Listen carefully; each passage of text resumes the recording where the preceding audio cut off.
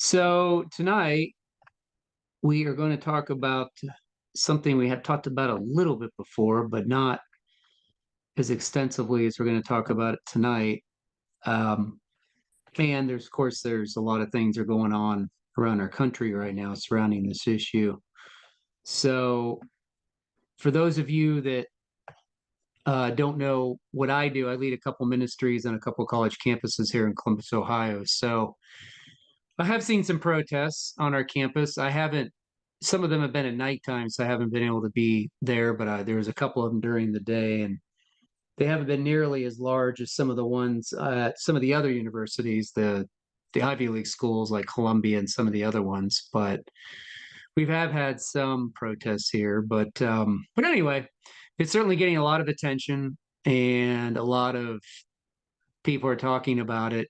So it's one of those things that's just catching fire and growing, growing, growing. So I thought it would be appropriate tonight to maybe talk a little bit more about anti-Semitism, and then talk about maybe some of the things tied in with what's going on campuses. Maybe we can kind of relate those together.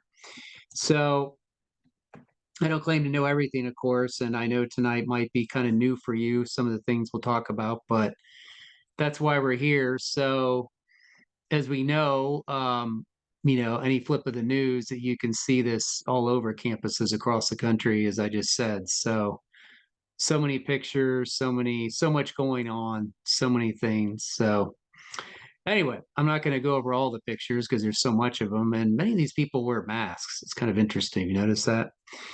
But anyways, so some of the facts, just some that we know that the police have had to clear certain encampments on multiple colleges, and there's been many arrests. Um, I think somewhere it's up to 2,300 people, probably growing every day on certain campuses. But a lot of colleges are having to rethink their commencements. It's been incredibly disrupting for students. There's been all kinds of things going on. So more than 80 campuses across the country demanding, academic institutions to sever ties, financial ties with Israel or companies connected to anything to do with Israel's military's war in Gaza. So anyway, I can't go through every detail, but there's certainly plenty going on these campuses. So um, probably just around the corner from where you are. Um, they say statistically, the 40% of the protesters may be foreign nationals.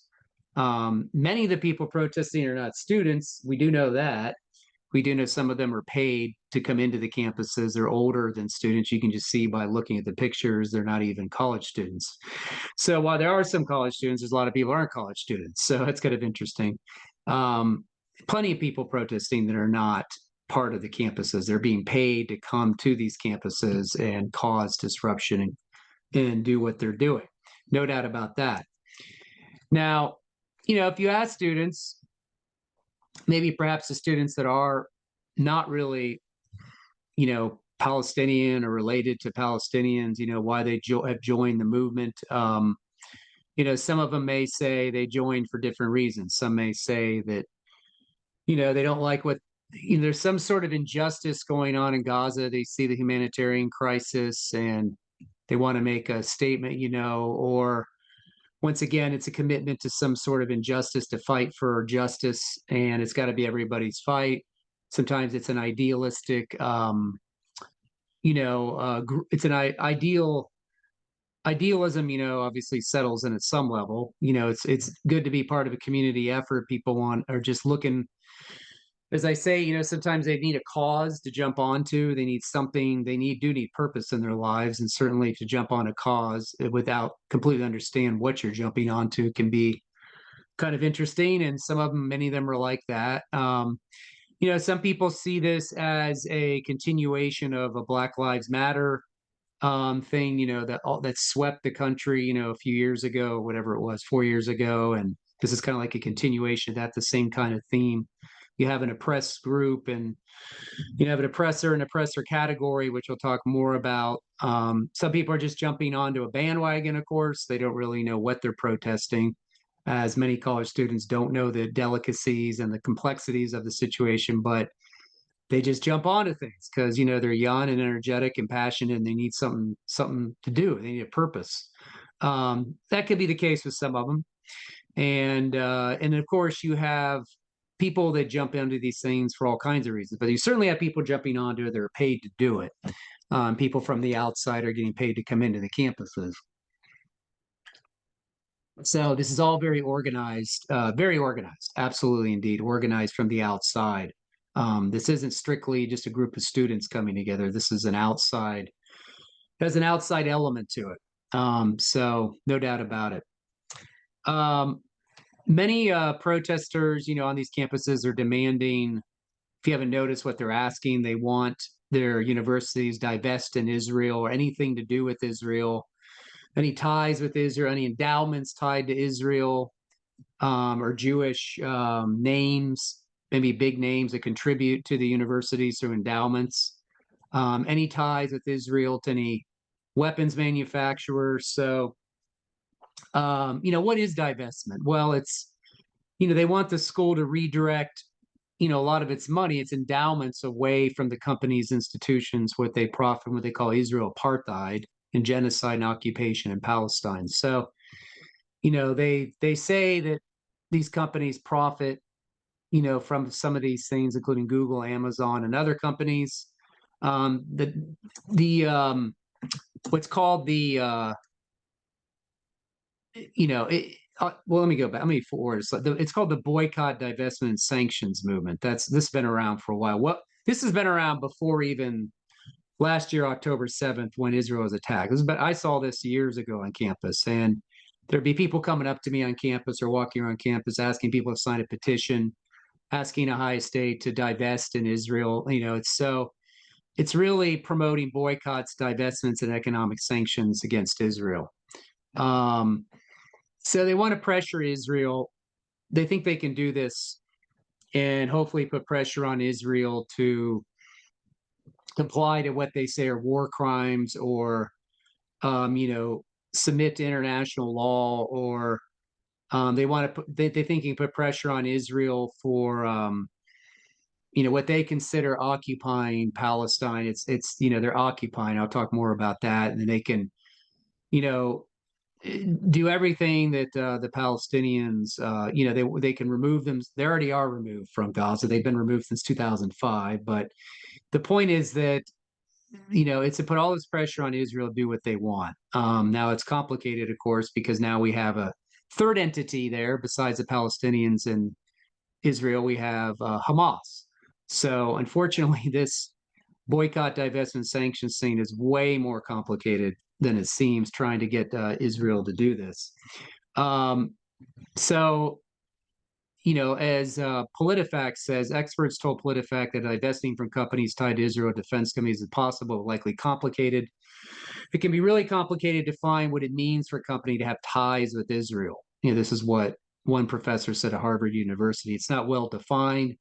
There are all sorts of links you could have to Israel, some direct, some indirect, some extremely small. So it's not that easy to do this. And I think a lot of universities have responded about what they're going to do with this. Some have said no, we're not divesting. Other ones say they're actually going to have negotiations with students, which is the dumbest thing I've ever heard, as if students really have the right to negotiate with college presidents and boards. It's not a daycare. But whatever. The point is that that's what they're trying to do. It is also Columbia University. One of the big protests has been they called the university in ties with a 5-year-old dual degree program at Tel Aviv University. They wanted them to cut ties with that. They also have a board member um, who served as Homeland Security during the Obama administration, sits on the board of Lockheed Martin, a supplier of fighter jets to the Israel Defense Fund or Israel Defense Force. They want him removed. So, just trying to do these things, putting pressure on their universities, but I don't know how much effect it's really having. Now, one of the problems we're having, as far as I'll get into anti-Semitism, some of the definitions, but there has been certain campuses where students have blocked Jewish students from going to class. They're putting up blockades where, Jewish students cannot get through certain areas of the campus to get to class. If you're Jewish, you just can't get through. And that's really a no-no. That's a huge, huge no-no. Um, it happened on UCLA campus. If you look up, there's a student online who videoed himself. He was trying to get through to go to class, a Jewish student. They literally just blocked him. They sat in front. He couldn't get through. There's other places this has happened. So this is really sad, of course. And the Nazis did this, of course, at the University of Vienna in 1938. They wouldn't let the Jews into the university there. So this is kind of an interesting situation, kind of similar. But these people that are doing this are probably have no idea what they're doing, and they're being told to do it. If you ask me if I was Jewish, I would just plow right through, but that's me. But anyway, so students get asked if you're a Zionist, and then if they say yes, they're turned away from public walkways. And you know, we'll talk about Zionism, but to say they equate Zionism with just being Jewish. They're synonyms for each other. Now, not all Jews are Zionists. Many are, but not everybody. But if you say yes, then you're going to get turned away from public places on the campus. You can't get through. So these are students that have paid tuition to come to take classes, and they're actually having groups of people telling them or blocking them from going to class. So that is absolutely anti-Semitic, 100%. Let me say that. So let me give some definitions of anti-Semitism. There's a lot here. Now, we know that anti-Semitism goes way back to the Bible. I talked about this before, where the first, stroke of that was seen when, Pharaoh wanted to murder a bunch of Jewish baby boys in Exodus. We know that the Jews are in slavery there. We know that in the book of Esther, of course, we have Haman, that wanted to come up with an evil plot to eradicate the Jews there. We know that God providentially he intervened, and we know that that got worked out, but we know that was a very strong push to get rid of the Jewish people there. We know throughout the ancient empires of Babylonia, Greece, and Rome, we know that Jews were certainly persecuted. And we know that when Jesus was here, the Jews were under Roman occupation. They've been under, of course, a lot of their exiles and the captivities they've been on has been due to their own disobedience to the Torah, under God's, what God laid down, the stipulations in Deuteronomy.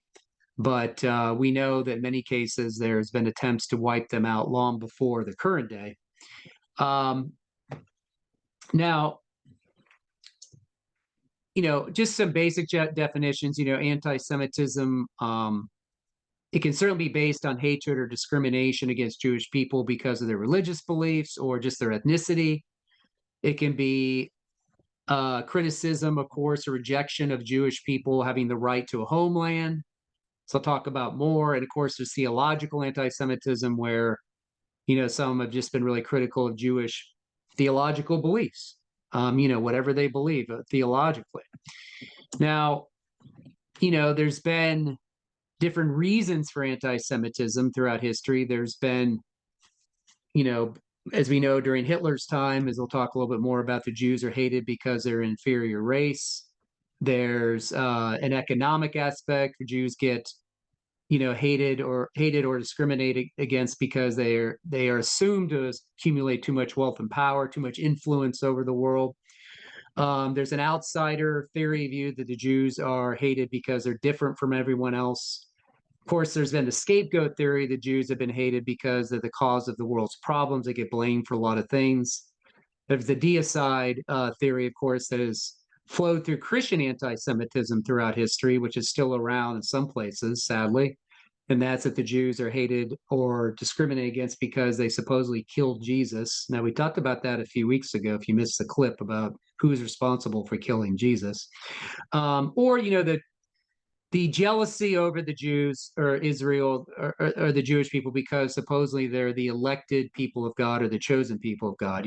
They are, people find that to be abhorrent that God would pick one people group, and God is supposed to be universal God, and he doesn't, do that, but we know if you read the Bible correctly, he chose Israel for a very specific purpose, and to get the, obviously that it expanded when Jesus came. The door opened to the nations to believe, but some people still are jealous of Jewish people, or jealous of that, just jealous of that idea, period. They always have been. I've run into that myself, by the way. And sadly, a lot of Gentile Christians still have that problem in some places. So there was a working definition in the U.S. State Department, which they used as a definition of anti-Semitism since 2010. And then on May 26, 2016, there were 31 member states of the International Holocaust Remembrance Alliance, which United States, who's a member of that, adopted kind of a non-legally binding working definition of anti-Semitism at its plenary meeting in Bucharest. But they basically said anti-Semitism is a certain perception of Jews, which may be expressed as hatred towards Jews, rhetorical and physical manifestations of anti-Semitism are directed toward Jewish and non-Jewish individuals or their property, towards Jewish community institutions, religious facilities. Now, in that definition, if you look it up online, I don't have time to go all over, you can look up the International Holocaust Remembrance Alliance definition, but they have like certain aspects of that. They break it down a little more in detail, but I'm going to be talking about different kinds of anti-Semitism anyway, but certainly you can go read that on your own. There's always been anti-Semitism in white supremacy and black supremacy. As we know, both white supremacists and black supremacists have had anti-Semitic issues or anti-Semitic views. In certain elements, not everywhere, but that's always been around. We have the Nation of Islam with Farrakhan, that said the Jews are trying to supplant them as a superior race. He said some really anti-Semitic things. We have the black Hebrew Israelites now that are in my city. They're all over the country in certain places saying that they are the true Jews, the chosen people of God, and that the white Jews are not real Jews. So the Jewish friends I grew up with are not the real Jews. They're the real Jews. They're a racist cult. If you talk to them, they say whites are cursed. And very, very, very bad biblical interpretation skills, by the way. I don't know if any of them have any training, because I've tried to talk to a couple of them. And then we had Kane West said some very anti-Semitic things, back in 2022.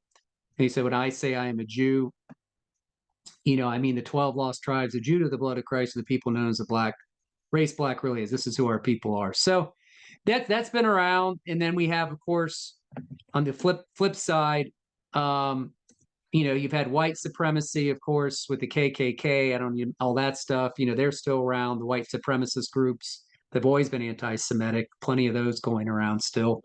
So it goes on both sides. There's certain forms of that in some places as well. Today, it's still around in some places. A clear definition of anti-Semitism, for sure, one clear definition for sure, is the belief that the Jews alone among the people of the world do not have a right to self-determination, or that the Jewish people have no religious historical connection to Israel. Singles out Jews unlike any form of discrimination. So anybody that would say those two things would probably be fit under the label of anti-Semitic, most likely. So let me go back to some of those things, some of these things that Jews have faced. I talked about that deicide charge. That is the charge that the Jews bear the responsibility for the death of Jesus. And that's because they misinterpret Matthew 27:24-25, when it says his blood be on us and our own children, known as the blood curse. So Christians throughout history have blamed Jews for the death of Jesus. And it's unfortunate because they read the New Testament passages where Jesus is dealing with the Pharisees, as they equate the Pharisees with like all the Jews in the history of the world, all the Jews from all time, from the first century up to now. They're just like the Pharisees. Or when Jesus is addressing a Jewish group, or the New Testament addresses the Jewish leadership, they think that is equivalent of all Jews. Like that, those passages are talking about all the Jews in Israel at that time, because we know all the Jews did not reject Jesus. We know there were plenty of Jews that believed in Jesus, but for some reason, Christians have read those passages of speaking about every Jewish person that's ever lived in the history of mankind. So just bad Bible interpretation again. So Jews have also faced the blood libel claim. It's known as the ritual murder charge that accused the Jews of killing and using the blood of Christians for ritual purposes since the Middle Ages. That was a pretty bizarre claim, but that was going around, and Jews got persecuted for that. There's also the poisoning the well charge, where in the 14th century during the bubonic plague, they blamed Jews for spreading the disease. And as the Black Death spread across Europe, Jews were accused of spreading disease through public drinking wells. Many Jews were murdered because of that. And then there was something called the Protocols of the Elders of Zion, which was a document attributed to the Russian secret police in the early 20th century that said Jews were collaborating to use their international influence in the media and economy to take over the world. And then, of course, we had the eugenics and the Nazism, where, of course, Hitler believed the Aryans were a superior race. And, of course, the Jews were used as insuperior. And of course, many other kinds of people were at the same time too, other people, but certainly the Jews were definitely not superior to the Jewish or to the Aryans, and of course they faced the genocide that he put on them. So some of the things they faced. So does anti-Semitism come from the far right or the far left? Probably both. There's other places too. As I said, anti-Semitism is still a component of white supremacy. I've talked about that. There was an online manifesto posted by a shooter who murdered 11 worshipers at a synagogue that shows white supremacists view Jews as non-whites.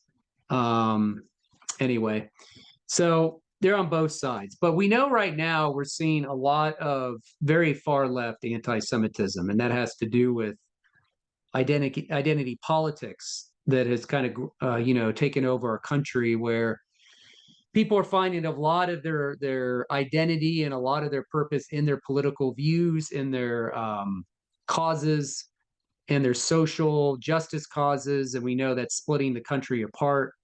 A lot of this identity politics and kind of an us and against them approach. And we know that college campuses are mostly far left. I mean, far left meaning, I know that you could have different definitions of liberalism and conservatism. I know you don't want to be too just say it's one or the other. There's there's a lot of nuance there. There's a lot of detail, and I don't have time to go over all that. But we know that the campuses are not exactly beacons of conservative principles. Just because I trust me, I've been doing campus apologetics and evangelism for almost 20 years. I know on two campuses. So anyway, so identity politics is on the campuses, and that's certainly playing a role in the whole thing. Now, one thing I will say, it's not anti-Semitic to criticize Israel. I know, I think we all probably know that. There's those inside Israel and outside Israel who might disagree with the nation's policies, the governmental policies or actions, and they have every right to speak up. And healthy discourse is encouraged, but you have to really specify whether it's Israel policies or actions of Israel's army, right? Whatever you're targeting is criticism. But what's happening today is a lot of Jews are just being targeted, just for being Jewish, because they think it's all one lump sum package. And even, I know Jewish people don't agree with everything Israel does. And of course, Gentile Christians don't always as well, but it's not anti-Semitic to provide constructive criticisms. So I want to be clear on that. Give me 1 second here. I'm sorry. Now, the problem we're into also is what we call the 3Ds. And this is called delegitimization, demonization, and double standards, okay? So I already talked a little bit about the boycotts and divestments in Israel. Those are people trying to delegitimize Israel. trying to do specific boycotts and do things to take away their status and, deliberately do that through what they're doing on campuses right now. Obviously, that's one of the things they're doing. They're trying to do that. Number one, as far as trying to get the universities to divest in Israel and all kinds of things. There's obviously some demonization. It looks like some people are almost completely demonizing Israel. Israel and its leaders are demonized or made to be seen completely evil. Israel gets blamed for all the violence in the Middle East. And then, of course, we have double standards going on where Israel's policies and actions are called out as human rights abuses, but people just seem to completely overlook what's going on in other countries, where Iran and China go unchecked. Iran is doing horrible things, and there's people that are trying to rise up there, and Russia, other places, or just other parts of the world that there's all kinds of things going on, and people just seem to hone in on Israel. It's always Israel. And so, that double standard, is out there quite a bit. And you just don't hear a lot of, it seems like the media just completely focuses and hones in on Israel constantly. Because you don't see really, look at campus protests. You don't really see a lot of campus protests about what's going on in Iran or China or other places. You don't really see any. It's kind of interesting. But what's happened to university? What's happened to college campuses? Used to be the purpose of university was to discover truth and be a place where you could explore truth. And, it wasn't so much you were taught what to think, but how to think, right? That's the goal, to teach people how to think, not just what to think. It's not indoctrination. That's what it's not supposed to be, is indoctrination, which it has been. What's been happening is that, we used to, or what was going on was supposed to be happening on was, we had Socratic dialogue where you would test ideas in academic setting, hash them out. I'm not saying that can't happen at all anymore. It's not happening anywhere, but for sure, it's definitely shifted. Many campuses certainly have a big influence of Marxism there. They don't like Western values. They don't like past traditions, passing on past tradition to future generations and Western concepts. They can view the West as an oppressor. Of course, they've got this big focus on decolonizing things, which I'll talk about, and the oppressor and the oppressed group, and the victim mentality. Who's the victim out there? So the university certainly shifted a bit, as far as in many cases. And we know we have all these offices, or these offices across campuses called the Diversity, Equity, Inclusion offices, which got started, or they're a department in the universities, I should say. They're also in the workplace too. I haven't really had to deal with this in the workplace, but I do know that many of my friends have, and they're certainly in college campuses. But what they do is they have these DEI offices, and the University of Virginia alone has 94 of these officials, or 6.5 for every 100 tenured track faculty members. And sometimes these DEI offices make their faculty sign statements agreeing with what DEI is doing. I have a friend of mine that recently retired from Ohio State, and he left it because he got sick of DEI, their influence on the campus and what they were doing with academic programs. So DEI has a role. There's a lot of criticism of it now. It's rising up in the workplace and other places. So if you want to look at the definitions, diversity, the DEI, the D is diversity, is embracing the differences everyone brings to the table, whether it's someone's race, age, ethnicity, religion, gender, sexual orientation, physical ability, aspects of social identity. Equity is treating everyone fairly and providing equal opportunities. And inclusion is respecting everyone's voice and creating a culture where people from all backgrounds who encourage express their ideas or perspectives. So that sounds great on the surface. Sounds like values we should all embrace, right? The problem is that the ideology behind DEI a lot of times is really dividing people in our world or in our culture into two categories called the oppressor and the oppressed. So if you are, um, getting hired somewhere or getting into a school somewhere, you might get favoritism by DEI because you're considered part of an oppressed group. And so you don't get into a job or university based on, who you are, your character, and what your grades are, or what your qualifications are. It's based on your skin color. It's based on your sexuality. It's based on whether you fall into the oppressed or oppressed group. Now, I'm not saying it happens all the time, but it's certainly been a problem.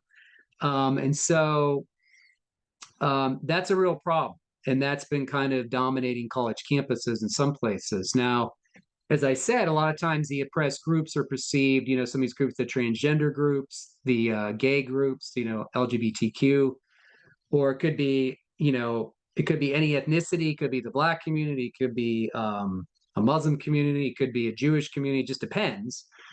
But the point is that the what's happening right now is the oppressor-oppressed categories definitely have Israel labeled as the oppressor. See, and the Palestinians, terrorists, or even the Palestinians in Gaza are the oppressed group. So that's what it's. And sometimes, if you don't agree with that, you get shut down. So college students are really, really fed a lot of this stuff in their degrees. I've seen it. I've taught to enough students to see it and what they believe and how they talk and the way they think, that they've got to identify with the oppressed group. That's what they've been told. Who's the oppressor, who's the oppressed, how do I get on board to stop the oppressors? They don't understand sometimes the complexities. They don't know the history. They don't know. There's so much they don't know, but they need something to do and they need a purpose. And this is something they can do by trying to jump onto these bandwagons about who's the oppressor and the oppressed, right? So they sometimes jump into these groups and movements. And this kind of feeds into what we call critical race theory. I don't know if you've heard of this, but that's where the oppressor and the oppressed group thing fits into as well. It's been around a while in college campuses. It was just went from critical theory at first, and the whole goal is to bring issues of justice, to the surface, and equality, racism, and they're trying to reshape society. Some aspects of critical race theory align with concepts with Marxism, nationalism, progressivism, intersectionality, and they have kind of a different view of social justice. But once again, they definitely are focusing on two major groups, the oppressed and the oppressors. So there's been a lot written about critical race theory. Some Christians think, it can be a tool, a little bit of a helpful tool, and other people think it is not good at all. The problem with the critical race theory, and there's no resolution, there's no forgiveness, there's just constantly there's no resolution with injustice. There's no way to get resolution. It's just constantly tearing down what they perceive as the oppressor, and it doesn't lead to really any kind of reconciliation or forgiveness in any way, really. So that's been kind of tied in as well with this whole thing. So this is what was going on when the protest started. Someone sent this to me, what college students are being fed. That why they protesting? Well, they've been told that Israel has killed more than 34,000 Palestinians. Israel's displaced more than 1.2 million Palestinians. Israel's destroyed 62% of homes in Gaza. Israel's destroyed all the universities in Gaza.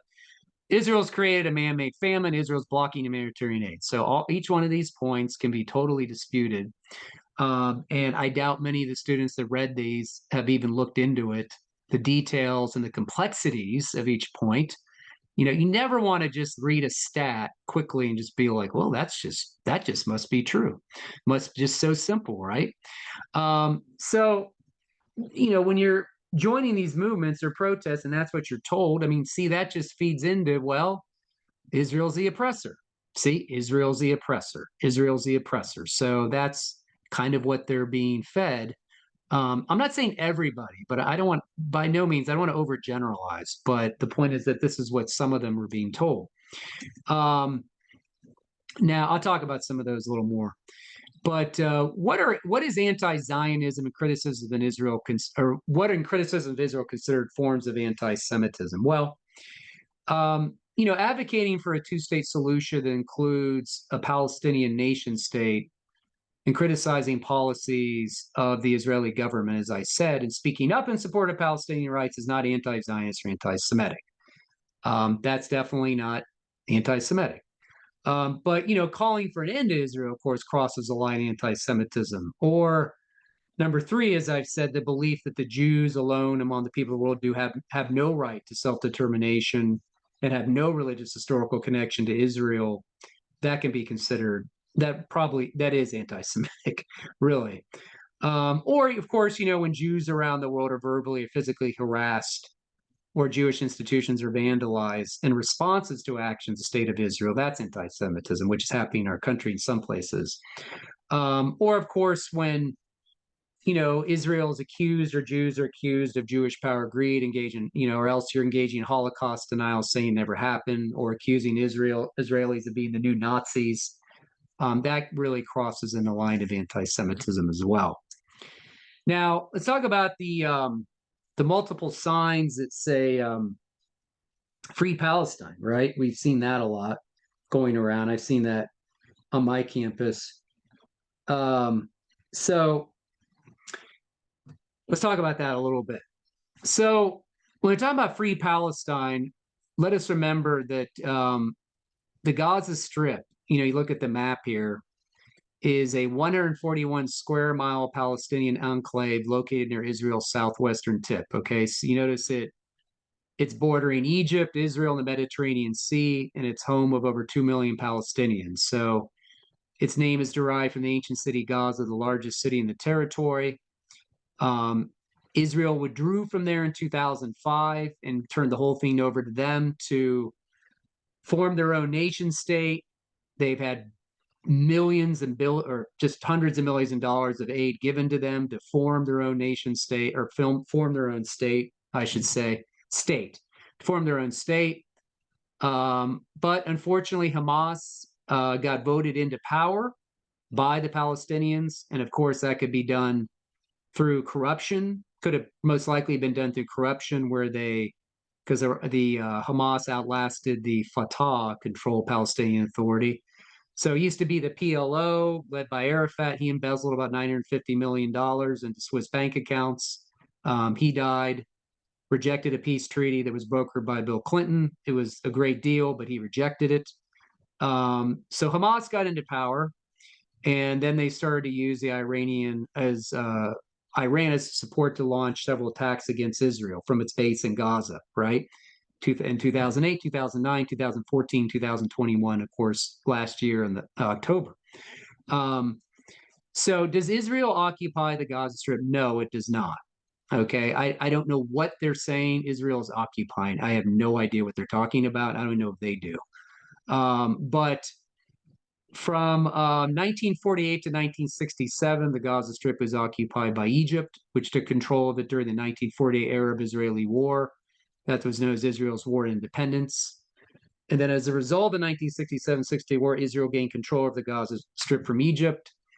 And then due to international pressure in 2005, like I said, the prime minister at the time of Israel, Sharon, he pulled out of Gaza, removed all Israeli forces out of the land, and let them, have their own state, build it. But unfortunately, they voted in Hamas, as we know. It is true that Israel and Egypt have to maintain some blockades over Gaza to block terrorism and smuggling of weapons in there. People are like, they say it's an open air prison. Why don't you just open it up and let people roam right into Israel? Obviously, that hasn't worked. We've had suicide bombers come over to Israel and kill Jews. You can't just open it up and let anyone from Gaza wander into Israel. It's going to lead to destruction, which it has. And we know that, of course, there's been hundreds and hundreds and thousands of rockets launched from Gaza into Israel. So as I said, Hamas got voted into power by the Palestinian voters in 2006. There have been no elections since. Many of the population in Gaza is so young, and they were born even after they were born after Hamas's takeover, and they've known Hamas most of their lives.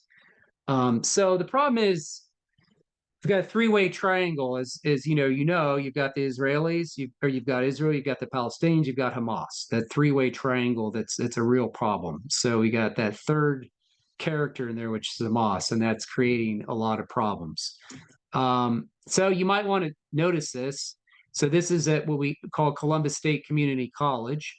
This is one of the campuses we do ministry at. This is a predominant. We do campus ministry at The Ohio State University, which has about 64,000 students, has about 3,000 Jewish students. And then we do ministry at Columbus State Community College, which has a ton of Muslims, tons and tons of Muslims. Well, this is not me. Our table was there that day. We were around the corner. You can't see us, but this is a friend of mine that set up another display there. And look what his sign is called. This is last week. It says, "Is Hamas a terror group?" And what do you see? Look at all the no's. And look at all the Muslims there, and what of them say "Free Palestine" on the board, right? So it shows you that, you know, many of these people don't even think Hamas is a terror group. They don't even think they did that thing on October 7th. I've had two of them tell me that Hamas never even did that on October. They said that's all propaganda. These people, I can tell you, I've talked to so many Muslims on this campus. They are indoctrinated as they can be. They only read they learn what they learn in the mosque. They have their little chat rooms, and you can looking up on their phone right now. They really don't know another view, and we do our best to talk to them, of course, about the gospel, most importantly. But I'm telling you, they are so indoctrinated. And so my friend here, Tom, is doing his best, and I think he has some conversations, but it just goes to show you that some of them don't think Hamas is a terror group. So also Israel gets accused of being a settler colonial state. Colonialism is another big talking point on college campuses, part of the whole oppressor and oppressed group, that there's all this colonization, okay? And so settler colonialism refers to a system of oppression in which a colonizing nation engages in ethnic cleansing by displacing, dispossessing native or pre-existing population. Okay, and so that's one of the things that Israel gets accused of, that they have come in and that the state of Israel is a Jewish state, or Zionists have engaged in some sort of settler colonization where they have dispossessed all the Palestinians there. They've kicked them out, and intentionally, and they definitely have tried to rid them, get rid of all of them. So there was, of course, after the World War II, there was the 1947 United Nations Partition Plan, and this is where the Balfour, I have it right here, I'm sorry. Oops, wrong way. The Balfour Declaration, okay, and this was led by a guy with that last name, and he wrote a letter addressed to a guy named Rothschild, a figurehead of the British Jewish community. And so what it was, the British government came along and said, after the Jews had gone through the Holocaust and they'd gone through all this persecution in Europe, that there needed to be a national home for the Jewish people. Okay, and so Zionism is already, there was a Zionist movement going on, but certainly this declaration helped Jews. It was politically speaking, helped them to have a concrete place to go, and there was a partition between the Palestinians and the Jews there, right? So there was what you see is that Jews had always been, there's always been Jews in Israel. Okay, I'll get over I'll talk about the definition of Palestine in a minute. But the point is that there's always been people immigrating to Israel. There's always been Jews there to begin with. And ever since Jews have gone through exiles, they've been all over the world, exiled. They've been living in Europe, living in other parts of the world, of course, facing persecution, And they definitely have always had groups of them going back to Israel, going back to the homeland, right? So that was going on well before 1947. So it's not like all of a sudden there's this land over here and all the Palestinians are there, and then suddenly the Jews get the land. There's always Jews there, okay, long before that. But there certainly was politically a something drawn up that was going to give a land, specifically make a land for both of them, okay, the Palestinians and the Jews. Now, it is true that there's no Palestine in the Bible, okay? The Bible never calls the land by this name. And there's no sovereign state today by that name. Okay, so we know that the ancient and biblical contemporary political name is Israel. So, as I said about 6 months ago in my call after the attack, I said some Palestinians make their claim to land by naming themselves as the descendants of the Canaanites. Um, Not a lot of evidence behind that because the Palestinian Arabs are generally a mixed group of people immigrated to the land a long time after the biblical period. So, Jewish people have historical connection to the land of Israel, right? Biblically speaking. Biblically speaking. Now, Palestinians deny that. They don't accept biblical history. They don't care about what you say about the authority of the Bible or what you say about the Abrahamic covenant or what you say about other things of the Bible. We know that you could say a narrow strip of land, as far as the origin of the word Palestine, we could say it goes back to a narrow strip of land among the Mediterranean Sea called Philistia. Philistia, the land of the Philistines, right? You remember them from Goliath, right? So there is a connection there. But one way or the other, whatever we bring up that the Jews had they have a connection to Israel biblically and historically because of what we see in the Bible, they will reject that. And sadly, some Christians reject that too. Christians sometimes today, there's some Christians out there that see no role of the land in God's plan anymore. There's no role you can't use the Bible to make a claim that Israel has any connection to the land anymore. Strictly, some Christians would say that the Zionist movement is strictly political. It's not tied in with the Bible at all. So it just depends on who you talk to. Now, there are a lot of Christians that don't believe that, by the way, but I'm saying there's some that do. That has to do with hermeneutics, of course, the way we interpret the Bible. Now, so the common narrative is the Jewish people stole the land from the Arabs, and Israel's occupation of the West Bank violates international law, and the Zionism is secular, not religious, and in fact racist. So that's the common narrative people are being fed on campuses.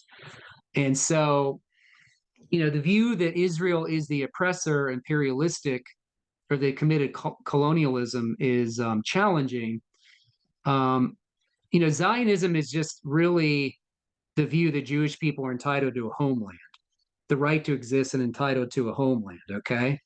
Yeah, biblically, I think there's a basis for that too, of course, but they're not going to hear that.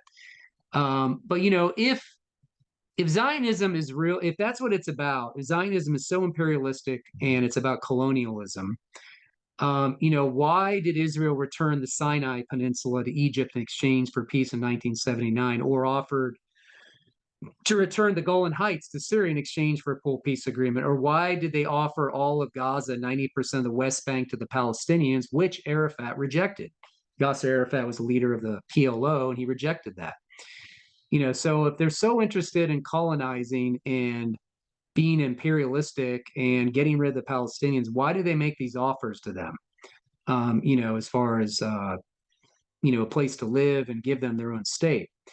Like I've shown you before, there's Israel about the size of New Jersey, right? And if you remember, I showed you before the Abrahamic covenant, there was all the land stipulated in the Abrahamic covenant that was supposed to be Israel. See that red outline? That was supposed to be all the land they're supposed to have. You see what they have now.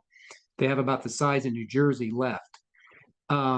So you see the stipulations of the Abrahamic covenant in Genesis. Now, like I said, talking to Palestinians about this, talking to people on college campuses, they will not accept this at all because they're not going to accept the Bible as a authority. And what what God said many, many years ago about it. They're just not going to even probably listen to you about it. And some Christians will not care about this either because they think there's no plan for the land anymore. I happen to take the approach the Abrahamic covenant is still intact. It's an everlasting covenant. Despite Israel's disobedience in not possessing the land, and they've been scattered throughout the world, I still think the land has a plan in the hand of God. They're still in the hand of God. So you can see what Israel has right now compared to the actual geographical boundaries that they were promised by God in Genesis. They get the size of New Jersey now. But anyway, so a little bit about Zionism again.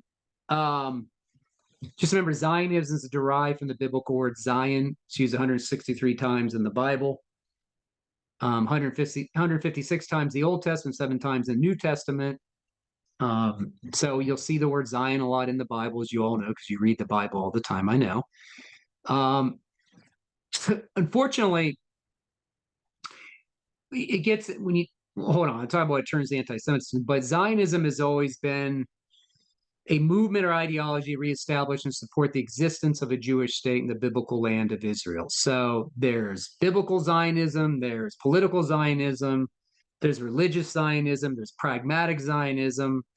After World War II, the British government, like I just said, saw a pragmatic reality that after what the Jews went through at the Holocaust and everything in Europe, they deserve a homeland to live in. Pragmatically speaking, there needs to be something done politically to make sure they have a homeland. Now, like I said, Jews have been always going back to the land because they have biblical ties to it, of course, in the history of Israel and the Bible.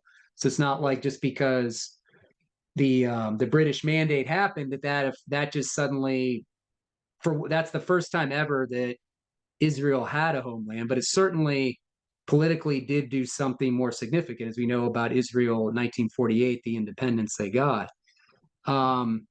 So sometimes Jews, though, where it gets anti-Semitic, where people make synonyms out of the word Jew and Zionist, that everyone, they just say Zionist Jew, you're a Jew, you're a Zionist, Zionist Jew, and because of their hatred of Zionism, they just don't like Jews or they hate Jews. Okay, so some Jews are not Zionists. A lot of them are. The majority of them are.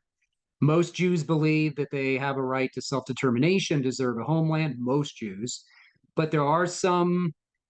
There's a fringe of Orthodox Jews that believe that only the Messiah can restore Israel, and only the Messiah can bring the land and do the land to what it needs to be, and that it shouldn't be done through politics. And so they're against any kind of political Zionism or what's happening today. This is a small group of Orthodox Jews, not the majority.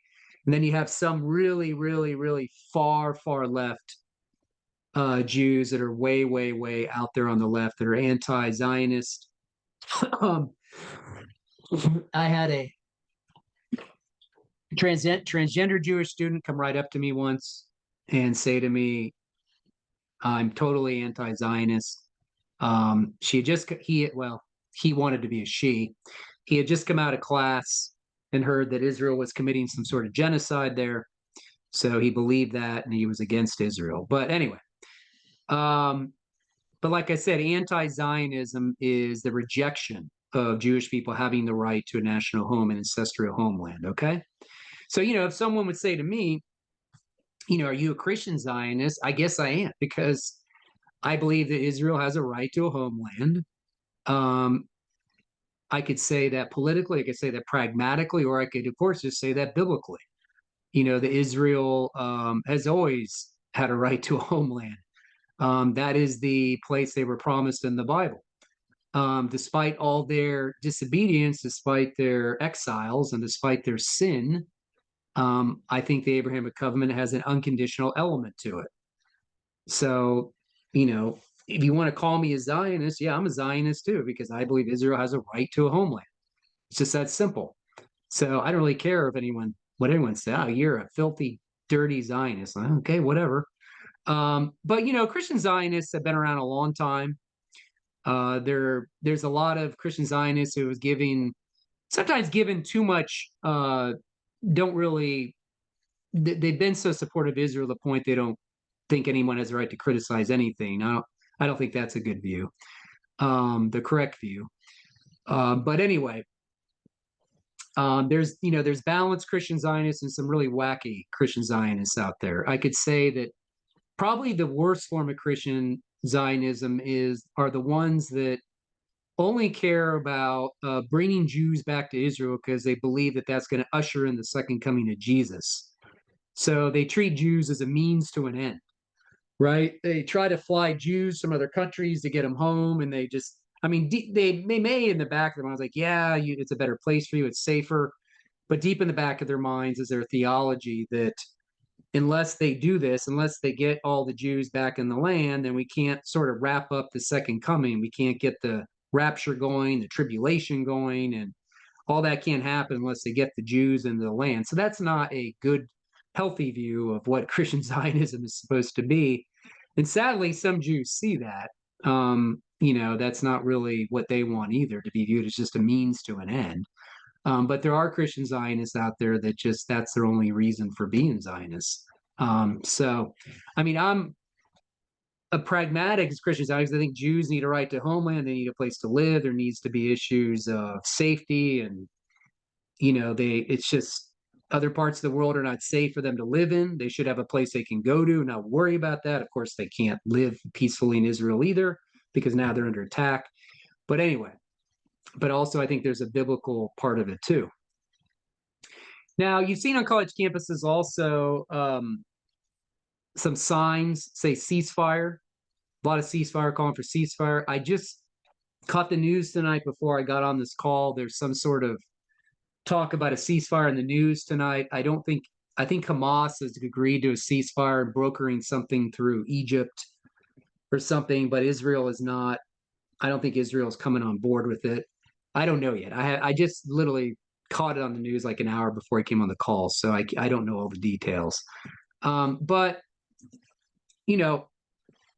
part of the accusation for a ceasefire is that Israel is targeting, specifically, willingly, intentionally targeting civilians and committing ethnic cleansing.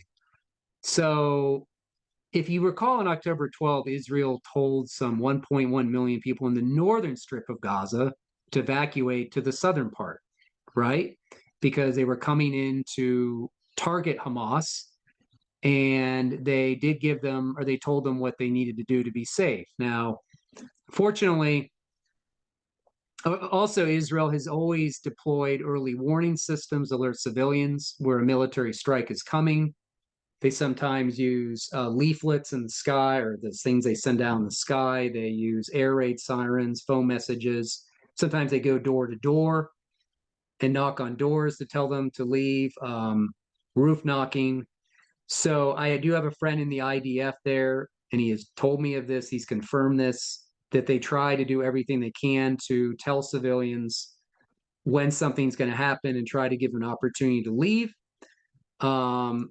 But we know that in some cases, unfortunately, Hamas has not allowed all the some of the people in Gaza to go to the south. They've kept them in the north and use them as shields, and use them as kept them there and prevented them from evacuating.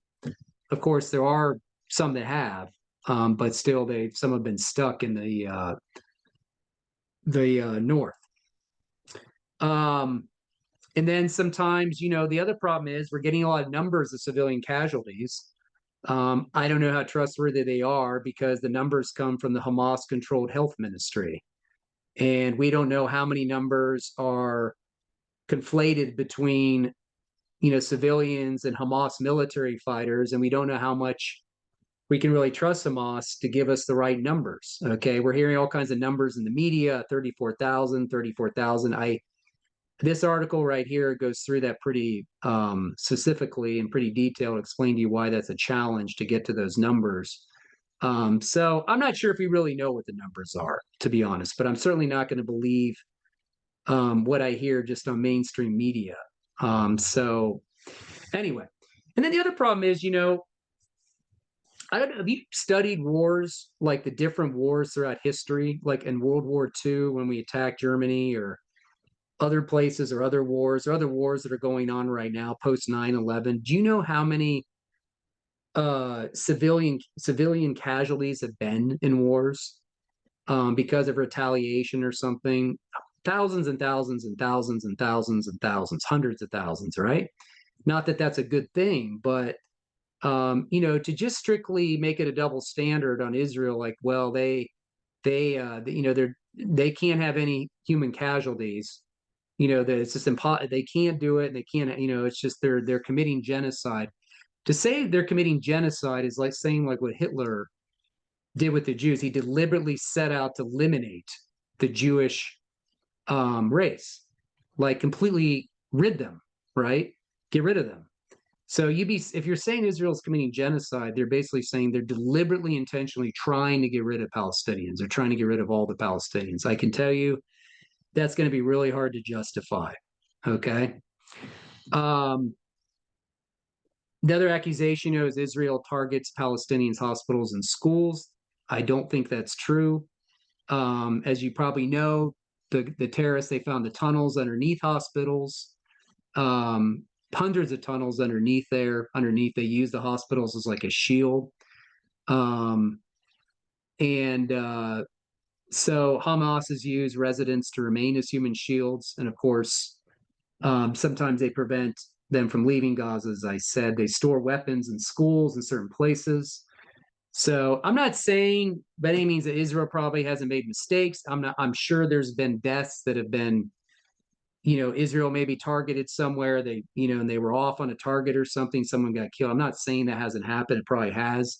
I'm just saying that, they're definitely, we need to understand that the way it worked was Hamas got voted into power. Hamas carries out the largest terrorist attack against Israel in history. Israel responds, and then they get blamed. They start getting blamed for responding, right? They start getting accused of ethnic cleansing and genocide and all these other things. What about a ceasefire, though? These calls for ceasefire on college campuses. Well, we know that Hamas has a long history of breaking ceasefire agreements. We know that there was a war in 2014. There was a ceasefire agreed upon, but Hamas broke it, killing 2 soldiers and kidnapping a third. His body's still held by Hamas today. We know that Hamas has used Iranian support to launch several wars against Israel from its base in Gaza. We know that Hamas is not changing their views. They're still remaining committed to the death and destruction of Israel. They say that in their charter. You can read it. Their goal is to annihilate Israel. They have a leader that praised the slaughter of the Jews, of what happened in October 7th. We know that they can use ceasefires to regroup and rearm.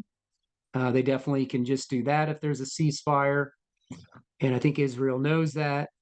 And then we don't know what's going to happen to the hostages, because there's been no commitment by Hamas to release the hostages. What does Israel get out of the ceasefire? Okay, Hamas may benefit, Palestinians may benefit, but what does Israel get out of it? Do they get the hostages back? Do they get any guarantees that Hamas is going to stop doing what they're doing? No, they don't. And of course, many Hamas leaders have stated they have no interest in governing Gaza or providing for the Palestinian civilians there. They want the end of Israel. They want the destruction of Israel. Now, when you're having conversations about this with people, whether it be, especially with people who don't believe in God, you're talking to people, maybe getting these conversations at work or just in general, maybe you have some opportunities to talk about your beliefs. You have someone that comes up to you who's complaining about Israel, complaining about injustice, complaining about this injustice or that injustice. They want fairness. They want something done. They want change, especially these people on college campuses. There are some talking points we can have with people evangelistically. People are obviously saying things aren't fair. That's not right. They want justice. They're saying there's moral evils. This is morally wrong. I want something to be done. People are getting mistreated, right? Humanitarian issues, things like that. So these talking points may come up, but every time people bring these up, as I've talked about before, it really shows that people assume things. They seem to know the difference between what is fair and unfair. They seem to know the difference between what is just and unjust. They seem to know the difference between what is morally right and morally wrong. And they seem to know the difference between what is evil and good. So there seems to be some sort of standard. There's a moral standard that's being violated in their eyes, a standard somewhere out there that they're looking at the situation. They're going to protest on college campuses and cause all these issues because a standard is being violated. Israel is the oppressor and they're doing the wrong thing. They're oppressing the Palestinians. They're doing something wrong. Or, whatever it is. The point is there's some sort of moral standard. Okay, it's being violated. So your talking point with people is to ask them, where does that standard come from? A standard is a measure of good and bad, right and wrong, but where is the standard coming from they're appealing to that's being violated, that they're fighting every day on college campuses, they're protesting? They want justice, they want equality, they want something to happen, right? Is there an authority that has the right to impose this standard? Because they're appealing to a standard, but who is imposing that standard? Where is the authority behind that standard? Is that just their own standard? Is it subjective? Is it their own personal opinion?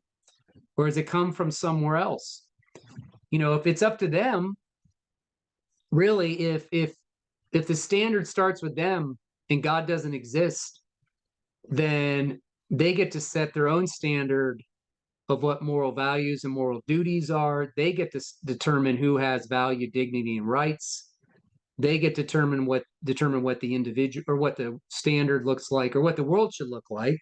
Of course, they get to determine what happiness is. But, if there's nothing outside yourself establishing that standard, then that's up to you. You are the center of that, and you're the one that gets to decide what is being violated, what moral values and moral duties are, what needs to happen to people. That's up to you. And whereas if God exists, he is the transcendent source, the objective standard. Okay. If he is the standard, then he shows us where moral values and moral duties come from. He sets the standard as to why all people have equality, dignity, value, and rights. And he sets the standard for what the world should look like. But if it goes back to you and you're the standard, well, you know what? Your complaints about Israel and your complaints about Palestinian rights and your complaints about all that stuff is just a matter of your subjective opinion. And that's all it is.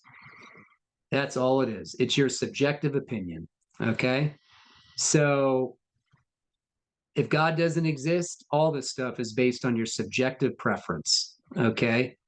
You just prefer to see rights and dignity and value with the Palestinians. You just prefer to see Israel stopped in what they're doing. You prefer to see a moral, something morally right to happen. That's just your personal preference. Okay, that's completely subjective. But if God exists, God has already revealed what the standard is. Okay, and if God doesn't exist, without God, human rights amount to more than, like I said, they amount to no more than your subjective preferences. You can say, well, government gives me rights. Well, if government takes away your rights, I guess you don't have any rights. Okay. You can fight for everything out there you want to fight for: abortion rights, same-sex marriage rights, gay rights, transgender rights, Palestinian rights, but you can't justify them as being rights without God. Otherwise, they're just your subjective preferences. And so what you want to be asking people is some of these questions. If they're out, you see them out there fighting for this stuff, why do you care so much about the rights and equality of others? What is it about people that really matter to you? Now, if they're an atheist or a skeptic, they've got nothing to ground any of these things, 0.0. Now, if they're a Palestinian or Muslim, if they give you some sort of Islamic response, well, our religion tells us blah blah blah blah blah. And obviously, you can get into theological discussion, I guess. What's the true religion there, Islam or Christianity? But what you can ask, what makes humans so valuable that you fight so hard for equality, justice, and fairness? Why do you think you're morally obligated to work so hard for the equality, fairness, and justice of others? What is it? What standard is it out there that obligates you to do this? And of course, where does our idea of justice, fairness, equality come from? So I just think these are some talking points. We talk to people about the current situation. Of course, it applies to any situation out there that is dealing with these issues. But if you do have the opportunity, you may want to ask them this, because a lot of people are fighting for these things and they have no idea what the grounding point is, where they come from. They just say, I know that's a thing to do and I'm going to jump on board with it. I'm on a bandwagon. Well, you may want to slow them down and get them to think why they do this. 4 years ago, during the George Floyd riots in the summer, I was in my downtown area and this girl walked by with a sign, justice. And I said to her, I said, what real? I said, we're fighting for justice. Where does your idea of justice come from? So you just know this is the thing to do. I'm like, why is it the thing to do? Why are you down here doing this? Why are you fighting for justice? What is justice and where does that come from? She had no idea. No idea. So it's true. Some people don't think deeply, some people don't care, and some people jump on bandwagons.